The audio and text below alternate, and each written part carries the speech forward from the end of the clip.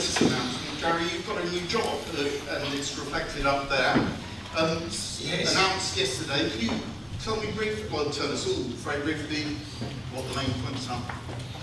Well, you know, as many of you know, we've been investing in high-end production in both comedy and drama in all of our territories, primarily the UK, Germany and Italy for some time. And we've now decided to kind of supercharge that process and consolidate all of that development and investment in a single entity called Sky Studios. So it's a group organisation. And basically we just want to accelerate the investment level and also, importantly, accelerate the development. We need a broader funnel of development just to keep our choice making very, very sharp. We've had a number of successes recently that we're quite proud of, and so we thought it was time to accelerate. And so how much more budget will you have?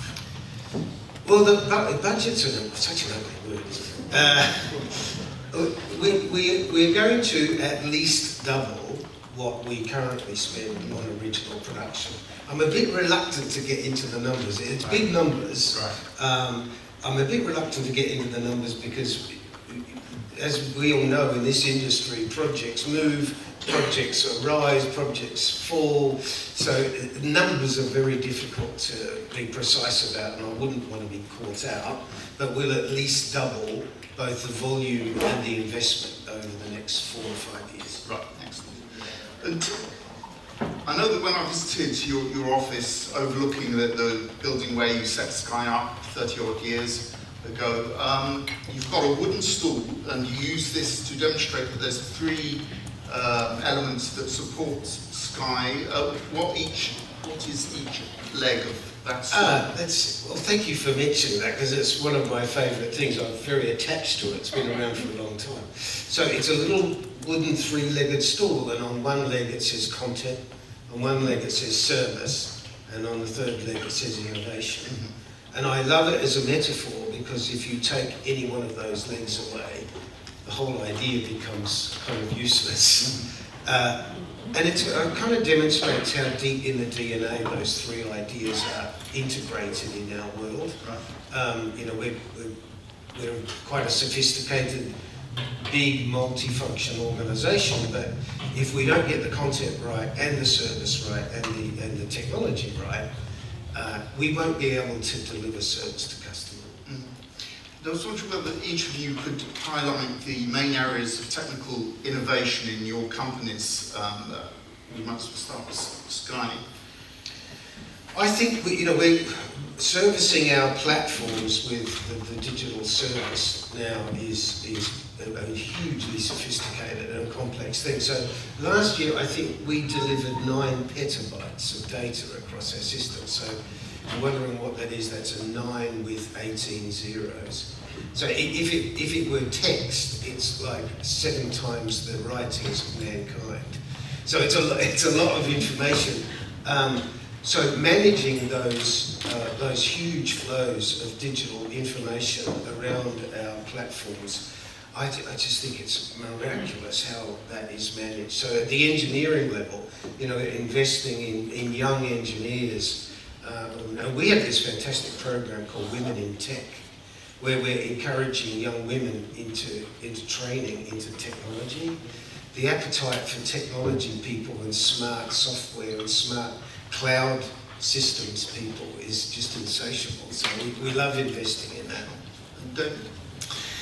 Well, it's an interesting question for us because as a content company, I think our world has changed a lot in that respect. I would say that technology and engineering have become more of a central role, play a more central role than they did 5-10 years ago. And we, along like many other people, are developing new products and services to work with our partners like Telefonica and Sky. And it's basically to reach new audiences. Obviously we have our linear channels and that caters for people watching on the TV set, but increasingly audiences want to watch elsewhere, and therefore we need to have the apps and services to serve them on mobile. And we recently bought Pluto TV as well, which is a TV streaming service, and it is very much a product-led company. So for us, the technology piece is now an area where we're looking to seek and retain the best talent, so that we can compete not just from a content perspective, but from a product perspective also.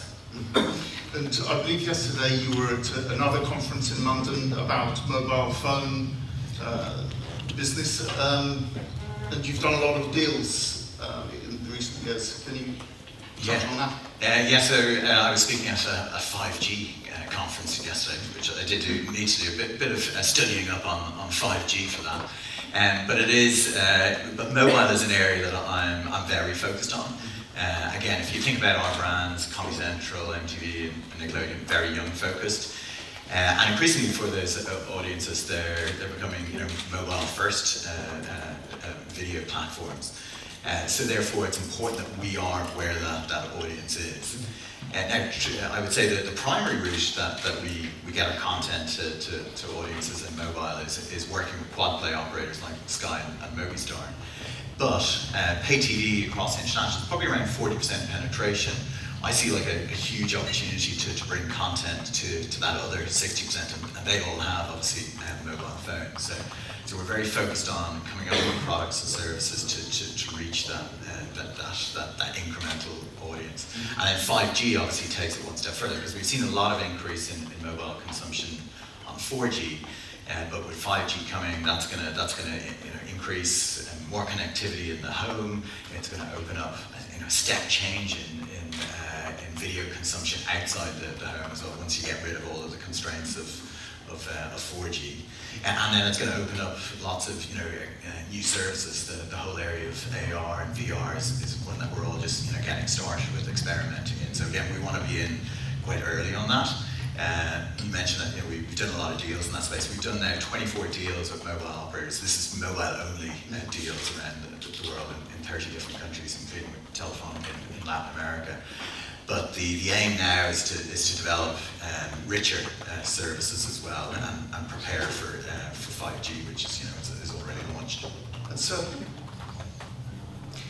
what are the main areas of technical innovation for Movistar? Well, it's funny because we're actually, even if we're the leading pay TV company in the country, we're part of a broader telco group. So you may argue that we're surrounded by engineers. I'm an engineer myself. So we invest a lot in technology. One of the advantages of being part of a telecom company is that many of the things that some people are kind of struggling with, we kind of take for granted in a way. We have a super robust platform. It works very well for us. We are able to deliver content, whether it's on demand or live, through OTT, IPTV, and it works beautifully, so that's fine. We don't get to worry too much about that. Two of the main areas where we're still a lot of room for improvement, and we're investing a lot, is one has to do with the integration with new partners. We have very explicit and clear red lines as to what it is getting people into our ecosystem. We don't believe in an open platform in that sense. So we're not the ones that are going to have, some people have.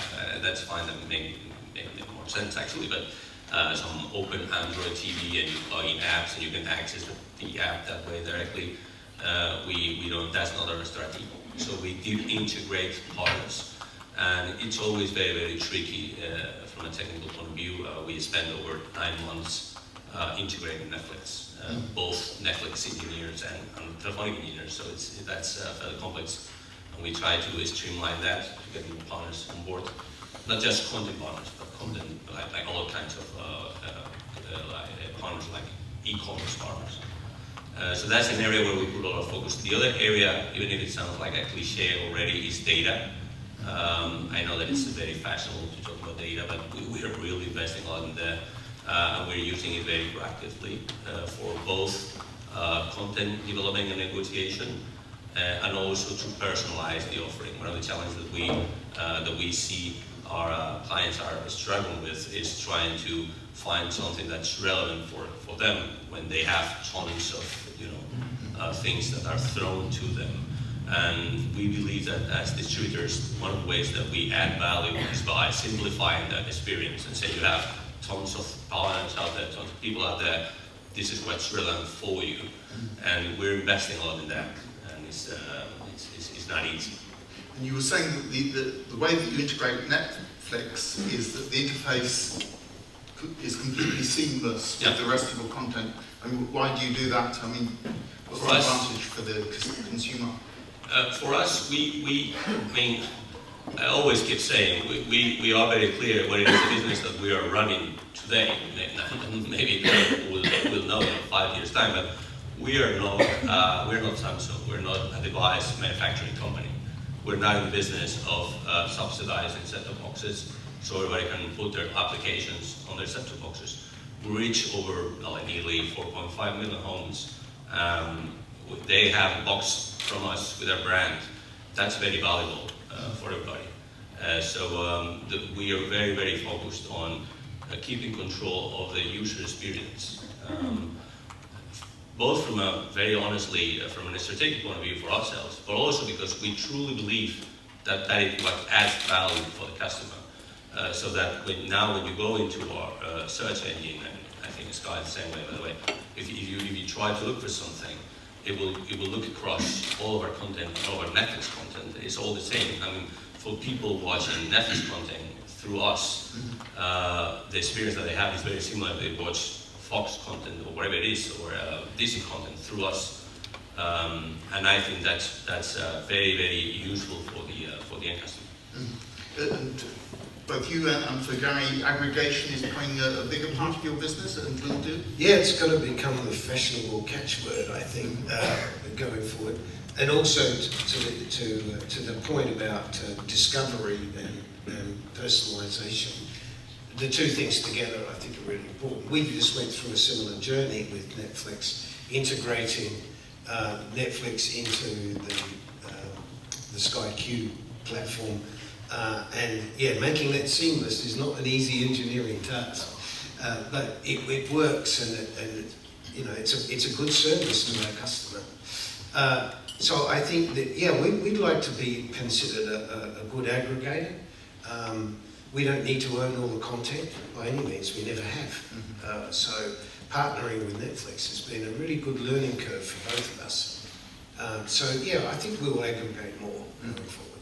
And you were telling me that there'll come a point where the set-top box is not needed anymore and it'll be more cloud-based. Can you talk a little bit about that? Yeah, I think the future will be, everything will be in the cloud. What we don't know yet is what devices people are going to watch on. I mean, the distinctions between a TV set and an iPad or a laptop or a mobile phone is a pretty old-fashioned idea, actually. So nobody really quite knows where the devices are going, but it almost doesn't matter. Because if you're delivering through 5G or through fixed wires, whether it's fibre or even satellite delivered, I think the source of that material will be in the cloud, and devices are going to have to be intelligent enough to just know what it is, to be able to authenticate, identify the customer, and make that pay TV connection. It's going to be very interesting, but I think the old days of big set-top boxes will go at some point. We're not in a hurry to do that. We're still investing heavily in set-top boxes because our customers seem to still love them. I mean, the Sky Q box has got a 2 terabyte hard drive in it, and although we've got virtually everything available on demand, our customers still love recording, and they even complain 2 terabytes is not enough. So there's a lot of really remarkable change happening, but it's actually happening slowly for most people, I think. Yeah, I'd agree with Gary on that to some extent, we be platform agnostic as well. It's about getting the best content experience, if you think of it from a consumer perspective, that they want to consume fantastic content wherever, whenever they want. And they're not as fussed about whether it's coming through fibre or through 5G. It really is about that consumer experience. I mean, one phrase that comes up quite often is customer engagement. I mean, how do you define customer engagement and how do you strengthen it? Well, that service leg on my wooden stool is something we spend a lot of time about. So the way we measure it in lots of different ways, but in pay TV, there's this brutal thing called churn. And the amazing liberty of the customer to choose to cancel is what keeps us focused on our day jobs. And it's like, that's the one thing that can kill a pay TV system. So we're very lucky at the moment. We've got record low churn rates, and I think that's partly as a result of the whole company getting focused on the customer experience and building loyalty schemes and engage in a culture with the customer and understand the customer need and just delivering. My most important KPI at Sky is we ask the customers all the time, do you think Sky offers you content worth paying for? And if you think about it as a pay TV platform, if that's all we get right, that's okay. And it makes you realise just how irrelevant ratings are. So we measure it even down to the individual show. So the engagement rate on a show is the decay from episode to episode. And we measure that in microscopic detail. What would happen from episode 1 to 2 to 3 to 4. So yeah, customer engagement is right at the heart of everything all of us do. Yeah. And Sergio and David, Yeah, well, as Gary was saying, I mean, the ultimate metric is churn. If people leave, they'll have engagement, they're not engaged with you anymore. We use two metrics on an, I would say, daily basis, actually, as proxies for that. And we track them very closely. One is how many hours they spend using our service. Because of course our boxes are connected all the time, our boxes are connected all the time, so you know that real time. And we track that a lot, and we see, we focus on clusters of people that their consumption has decreased substantially, so we use that a lot. And the other metric that we follow is how much of their time they spend watching content with our brand, content that we produce, that they have a Movistar brand attached to it. So it's not, they're not watching Fox or Eurosport or whatever it is, or Discovery or Viacom content, whatever it is. But it is important for us because in the end that's the kind of content that they can only get through us. So it's basically, in a very, very simplistic way, is to try to measure how much they value pay TV, how much they use it, and how much they value their pay TV through us, because they use content that's only available through us. And those two metrics we follow every day. And, original series, all three of you are heavily involved in production. How does original series add to engagement? Well, for us it's critical. I mean, we produce, we have three kinds of content that we produce. One, it's our entertainment content. We have a brand that's called Zero, but that's, I guess, not that important. And we produce a lot of shows that are like half an hour. So that's closer to what a free-to-air broadcaster would show. Maybe it's a different quality or a different targeted more to specific segments, but we produce a lot of that. Then we have our own sports content that we produce the same way that Sky does. Not just producing, things that you watch live, but also documentaries and so on and so forth, and programs. And then the jewel of the crown, I would guess, is fiction. We started producing that a year and a half ago. It seems like ages, but it's just a year and a half ago. We invest close to 100 million euros every year in that. We produce 12 to 15 series a year, movies. We've already launched 21 of them. And I think it's probably common to all of us who started down this path. We've all been surprised by the importance of our own produced fiction. We never expected it to be as successful as it's been. We never. I remember doing the initial numbers of what where our targets were, and it's been like off the roof. Yeah, I'd support that. In our case, across our group, in 2018, 18 of our top 20 shows were Sky Original productions. 18 out of 20. So. Which is amazing. And Chernobyl's been a huge success for you as well. Yes, I'm very proud of it, and it's going very well. I wasn't that surprised by the critical acclaim, but it's performed at a commercial level that was genuinely surprised me.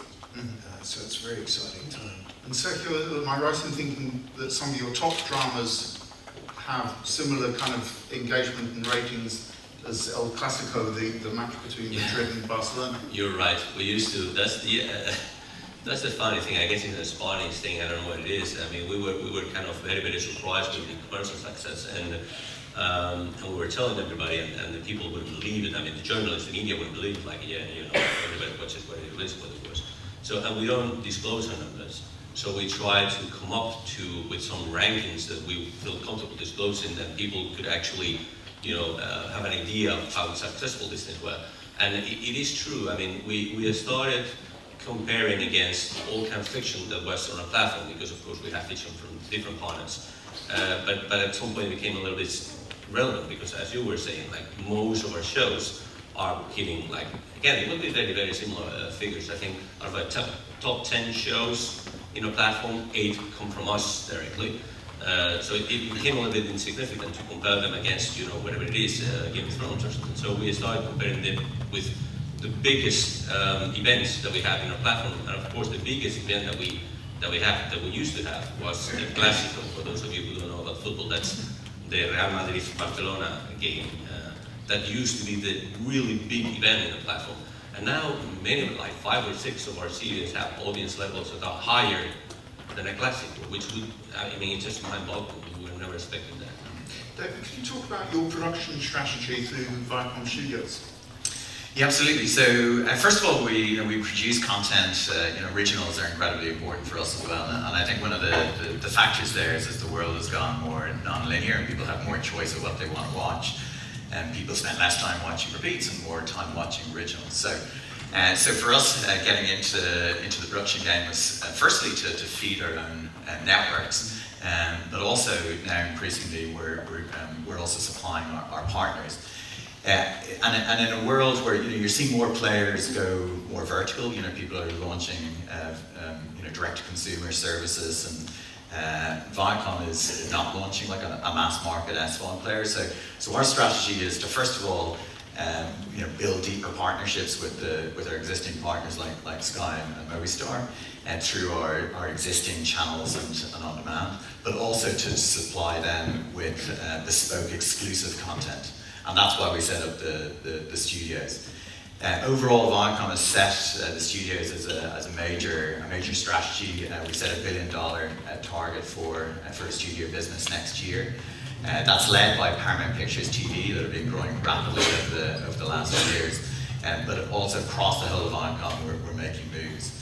I launched the studios business in Viacom just last year, in fact coming out of Telefe in Argentina, and we're now producing 1,000 hours of content already in our second year in Latin America, and now we've extended on the back of Channel 5 in the UK. We had Elephant House Studios, which is now being rebranded as Viacom International Studios, so we're now producing Factual and Fact-Ent in the UK, and we just announced that we're opening up a studio in Madrid as well. So the idea is for us to, as I say, to deepen the relationships with key partners by providing not just our traditional channels, but also supply exclusive content through our studio as well. Mm-hmm. And with the migration to streaming from linear, can you talk a little bit about Pluto TV and what your plans are? Yeah, so Pluto TV is a free streaming service that Viacom acquired in the US, and it's really interesting because I think it's quite differentiated versus what some of our competitors are doing. As I mentioned, like everybody is rushing to launch SVOD services. This is a free service. The service is growing super rapidly. In fact, when we bought it in January, or announced that we were buying it, it had 12 million monthly average users, and by the time the deal closed at the end of March, it was at 16 million. And it's adding a lot to Viacom. In fact, by adding Pluto into the mix with Viacom, we now reach 80% of 16 to 34s in the US market on a combined basis. So it's very attractive from an advertiser perspective. I'm pushing aggressively to launch it internationally. They had launched in the UK and in Germany on Sky, but we're looking to extend the distribution onto a number of platforms. And the content offering is going to be a combination of Viacom content, but it's mainly third-party content. The aim here is not to compete with our core networks. Ultimately, this is a free service, so the primary window for our premier content is still on our channels. But Pluto offers a great opportunity for us and others to exploit the huge libraries that we have. I think that was a very smart investment. Oh, thank you. I love those guys at Pluto. I think they're very cool. Yeah. It's very interesting. Yeah, and we're launching in Latin America. Is the first international new launch that's going to take place early next year. So growing rapidly and getting a lot of traction. And the idea is that we work with partners like our MVPD partners as well, because it'll be made available and connected TVs on platforms like Now TV in the UK as well. And it's a free service, ad-supported. Can you talk briefly about the relationship with advertisers and how the service you can offer them? Addressable advertising, which advertisers are obviously looking for those hard-to-reach audiences, particularly younger audiences, and Pluto delivers those in bucket loads, and it offers that addressability as well. So addressability is an area that Viacom is very focused on. We have an addressable advertising product in the US that we're partners with a number of the other big content owners in the US on. We're actually holding a data conference in New York today, and that's really bringing the addressability to the mass market. And in the UK, one of the reasons that I moved our advertising in with Sky was because Sky has such strong capabilities in this space. So we were the first broadcaster to launch Sky AdSmart. So addressability is incredibly important, and Pluto also has addressability as well. And Gary, could you talk a little bit about Now TV and what that offers you in terms of reaching new audiences and new countries indeed? Yeah, I mean, we didn't start it with international ambition in the first instance. It was really an idea to have a dual brand strategy, a different target group, a different pricing structure, a different product. And they've done a fantastic job. I mean, it's a standalone team who think about the content completely differently, and they're so data-driven. They are in real time measuring the behaviour of their customers and adapting the way they present the content virtually in real time. It's amazing. I turn it on sometimes and I don't recognise my own content. It's like, where the hell did that come from? But they just think about their customers differently. It's a fantastic thing. So I think the technology that we've built up in that organisation over the years is going to be very useful for whatever we do next. So, for example, the technology and management leadership of Now TV is helping set up the OTT platform for Comcast in the US. And whatever we do next geographically in Europe, I'm sure that will be the technology. So you've already gone into, I mean, as well as Germany, Italy, Spain, Switzerland, are there other countries possible? Well, we're doing some very interesting OTT experiments right now in Austria that is quite fascinating, which is using an adaptation of the Now TV technology, but integrated. It's a kludge between Now TV and Q. And it'll be very interesting. So it's a modest project, but we like to leapfrog our learnings in the technology space. And Sergio, streaming, how important is it to your customers? I mean, what percentage would you say for your top series stream rather than watch on linear? Well, it is. It depends, I guess, what you call streaming. So in a sense, if you look at the a normal product offering, we offer, of course, like any other, I guess, our services through a set-top box and also through any mobile phone, iPad or something like that. The people that are using all the devices other than set-top boxes, of course, growing a lot. I would say close to a third of our usage now is through devices other than set-top boxes, and it's growing a lot. So it's very, very important. So for our own traditional, let's say, users, it's become very, very important. What we've done, similar to what Gary was mentioning with now, is last week we actually launched a standalone streaming service. It's kind of a, well, let's see how it goes, because it's very, very different from the strategy that we used to have. So it used to be that in order to get our pay TV service, you would have to get the whole 4P bundle with Movistar. So you would have the fiber, the mobile phone, everything, and then the pay TV as well. We have satellite operation, but you couldn't get satellite TV on your own. That's so funny. You need to have the whole communication bundle. What we did last week is we launched a new service. There's called Movistar Plus Lite that for €8 a month will enable you to access a very limited set of our content. A lot of it is actually our own production. And as Gary was mentioning, it's kind of funny how we all being very singularly. The reason why we did that is that we reckoned that there's a segment that we were not reaching with a more traditional offer.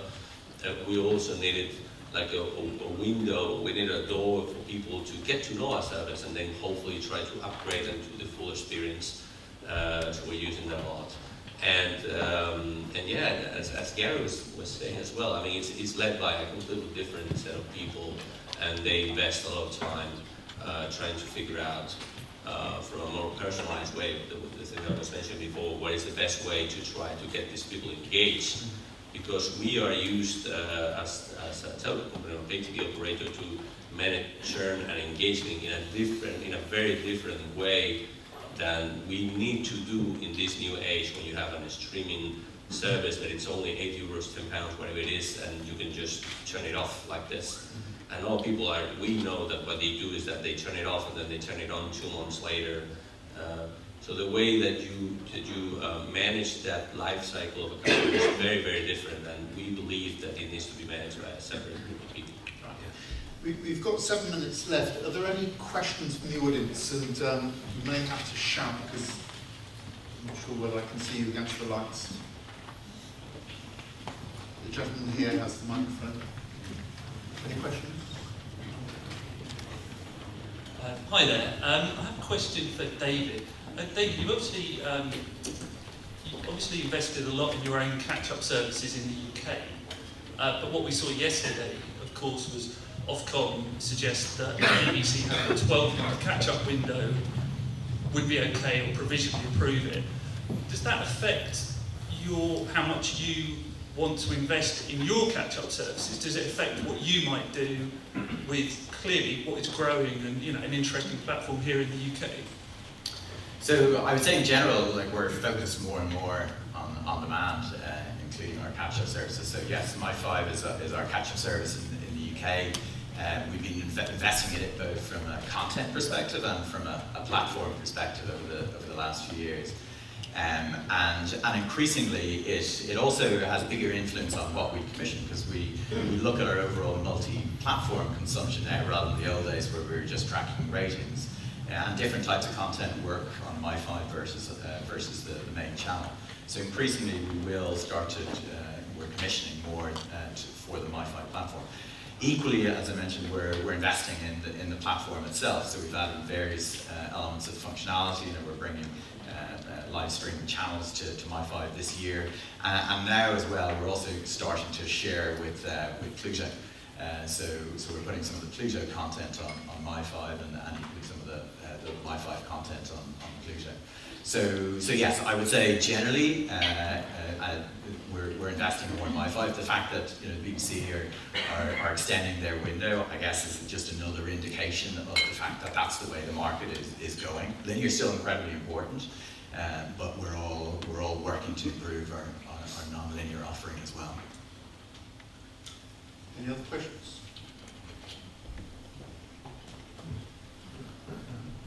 Hi, I think you touched on it a little bit earlier, Gary, but do you see customers moving over to a fully IP-based, not satellite dish-based sort of set-top box model in that respect? I think because you mentioned Comcast, and I think they have a similar offering out in the States coming out soon. Look, it's so tough predicting the future right now. I mean, all we know is lots is going to change. Look, I think if you look at the theory of the technology, the answer is absolutely yes, that will happen one day. There'll be no wires, there'll be no boxes, and we'll probably be imagining a remote control and thinking about what channel we want to watch. But when that happens, I have no idea. As I said before, this change is happening, but it's happening actually quite slowly. If you look at the total TV consumption in this country, it's dominated by BBC One. I mean, that hasn't changed in a couple of generations, and probably won't change for another couple of generations. So the change is really quite slow. I get really excited about the technology because one of the things that we all do is we use the technology to make it easier for the customer. And that's really hard because making complicated, difficult things easy to use is the constant engineering challenge that we're dealing with. So will there be no boxes and no cables? Yes, maybe one day, but not on my watch. Any other questions? Oh, one here. Just one for Gary. I just wondered how you set out your stall with Sky Student. How do you attract the best writers, the best talent? Because you're already be scrapping for the best stories, aren't you? It's Amazon you. I wonder what your thinking is about how they come to you first. Yeah, I think two things. We had to, it took us a long time to earn our stripes in the creative community. I mean, I think we've always been respected, but not a lot of uncertainty about us. So I think trust and delivery is something that you can't boast about. You have to do, you just have to do it. And I think we've got partnerships on productions with a fantastic array of talent on both sides of the camera. The competition for great ideas in our business is really interesting. Yes, there's lots of competition, but none of us are going to have a monopoly on great ideas. And we've all got an obligation to train and develop talented people to help us turn those great ideas into successful television. But nobody will control that. And that, I find that really exciting because we just don't know where the next Chernobyl's going to come from. Time for one more question, I think. Over here on the right.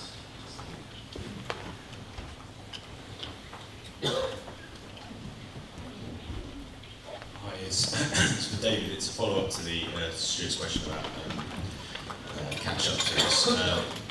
We Broadcast reported that PSBs could be set to lose up to 50 million in revenue, judged by Ofcom's ratings. Channel 5 will have a proportion of that of loss of revenue. What are your concerns of the loss of revenue with a 12-month extension? No one like that. So, as I said earlier, I think everybody is looking to improve their on-demand offering, and we're going to improve ours. We're working with a number of third-party providers like A&E as well to put content on My5. Our cooperation with Pluto as well. I feel very confident about the prospects for My5. Great. Well, we're out of time, so thank you for coming, and thank you to our speakers. And maybe we can show them your gratitude.